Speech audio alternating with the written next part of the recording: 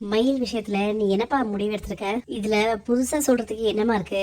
ஏற்கனவே நம்ம எல்லாரும் பேசி முடிவு எடுத்துட்டோமே. அப்ப இருந்த சூழ்நிலை வேறப்பா, இப்ப இருக்கிற சூழ்நிலை வேறல. ஏமா இப்ப என்ன மயில் நல்லவளாயிட்டாளா என்ன? இப்போ அவ உன் குழந்தைய வயித்துல சுமந்துட்டு இருக்காப்பா. உன் முடிவை கொஞ்சம் தள்ளி போடு சரவணா. நீங்க எல்லாரும் தானம்மா அவன் மேல கோவமா இருந்தீங்க. அவன் இந்த வீட்டு பக்கமே வரக்கூடாதுன்னு சொன்னீங்க. அந்த குழந்தை என் குழந்தைமா, நம்ம வீட்டோட வாரிசு. குழந்தைய நான் நல்லா பாத்துப்பேன். நான் என் கடமைய தவறாம செஞ்சிருவேன். குழந்தை பிறந்ததுக்கு அப்புறம் அந்த குழந்தை யார் கூட இருக்கும்? மயில் கூடயா இல்ல நம்ம கூடயா?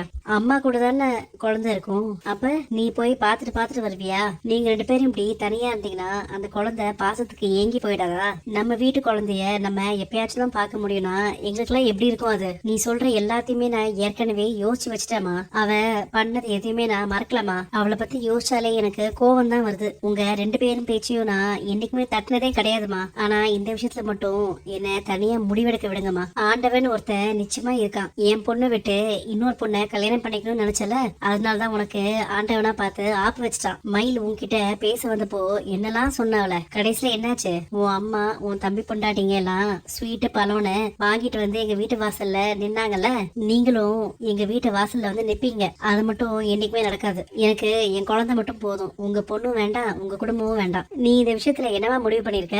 எனக்கு விவாகரத்து கொடுத்துருங்க மேடம். என்னம்மா இது, நீதான் இவர் கூட சேர்ந்து வாழணும்னு சொன்ன. ஆரம்பத்துல நான் தான் அப்படி சொன்னேன் மேடம். ஆனா இப்போ என்னோட முடிவை நான் மாத்திக்கிட்டேன். இவங்க என் மேல நிறைய குற்றச்சாட்டு எல்லாம் வச்சிருக்காங்க. அது எல்லாமே உண்மைதான். என் வயசு விஷயம், படிப்பு விஷயம், நகைன்னு எல்லா விஷயத்திலும் நான் போய் சொல்லியிருக்கேன். எல்லா தப்பையும் நாங்க தான் பண்ணோம். நான் பண்ண தப்ப உணர்ந்துட்டேன் மேடம். நான் இந்த கல்யாணத்துல இருந்து விலகுறேன். என்னாலையும் இவரோட சேர்ந்து வாழ முடியாது மேடம். டைவர்ஸ் கொடுத்துருங்க. அவங்க குடும்பமே சேர்ந்து ஏதோ பெருசா பிளான் பண்றாங்கப்பா. அவ்வளவு திமிரா நான் வேண்டான்னு கோர்ட்ல சொல்றாப்பா. இப்போ நான் அவ கூட சேர்ந்து வாழ்ந்தா அது எனக்கு எவ்வளவு பெரிய அவமானம். எப்படியும் எல்லாம் முடிஞ்சு போச்சுப்பா. எனக்கு அவளுக்கும் எதுவும் இல்ல.